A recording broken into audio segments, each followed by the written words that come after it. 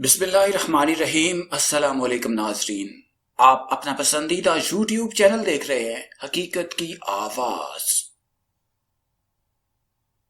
بھارت میں کیا بنارس کی گیان واپی مسجد کو بابری مسجد بنانے کی کوشش کی جا رہی ہے؟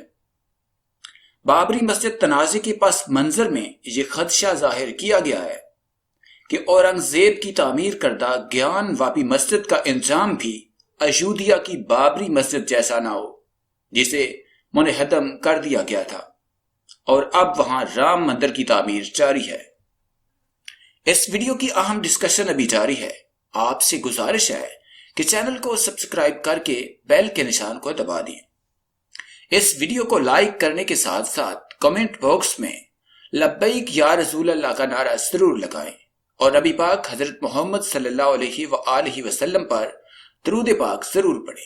بابری مسجد تنازع کے پس منظر میں ہندو قوم پرست اور شدت پسند ہندو جماعتیں بھارت میں درجنوں مساجد کے مندر ہونے کی دعوے کرتی رہی ہیں۔ متعدد مساجد میں پوجا پاٹ کرنے کی کوششیں بھی ہوتی رہی ہیں اور کئی مساجد کے حوالے سے عدالتوں میں مقدمات بھی زیر سماعت ہیں۔ تاہم تازہ ترین معاملہ مغل بادشاہ اورنگزیب عالمگیر کی تعمیر کردہ بنارس کی گیان واپی مسجد کا ہے۔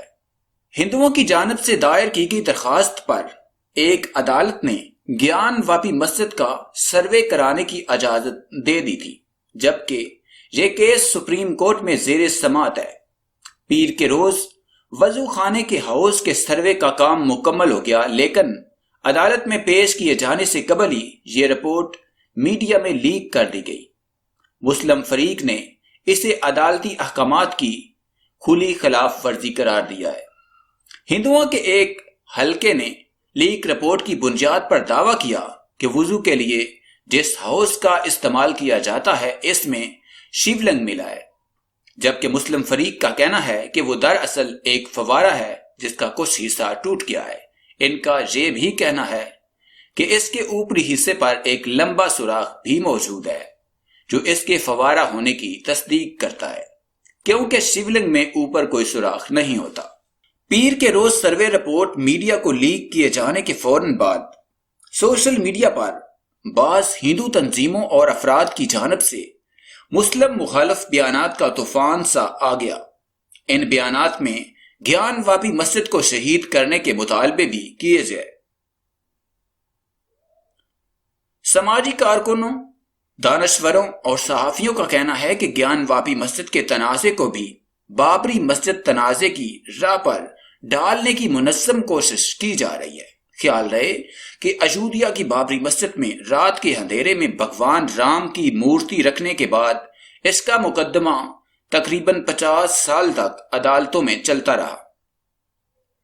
اس دوران 6 دسمبر 1992 کو انتہا پسند ہندوؤں نے بابری مسجد کو شہید کر دیا، جہاں اب ایک رام مندر کی تعمیر کا کام جاری ہے، جو وزیر اعظم نریندر مودی نے 5 اگست 2020 کو اس کا سنگ بنیاد رکھا تھا۔ بابری مسجد تنازع پر گہری نگاہ رکھنے والے بھارتی صحافی معصوم مراد آبادی کا کہنا ہے کہ گیان واپی مسجد اور متھرا کی شاہی عیدگاہ کے خلاف بھی ایسی ہی شر انگیزیوں کا آغاز ہو چکا ہے جیسا کہ بابری مسجد کے خلاف کیا گیا تھا۔ معصوم مراد آبادی نے بات چیت کرتے ہوئے کہا، جس وقت بابری مسجد کو مندر میں بدلنے کی تحریک چل رہی تھی تو اس وقت یہ نعرہ اچھالا گیا تھا کہ یہ تو ایک جھانکی ہے، کاشی متھرا باقی ہے۔ لیکن کچھ لوگوں کو یہ اطمینان تھا کہ بابری مسجد کی اراضی رام مندر کی تعمیر کے لیے دیے جانے کے بعد ملک میں مندر مسجد کی سیاست ختم ہو جائے گی، لیکن یہ محض ان کی خام خیالی تھی۔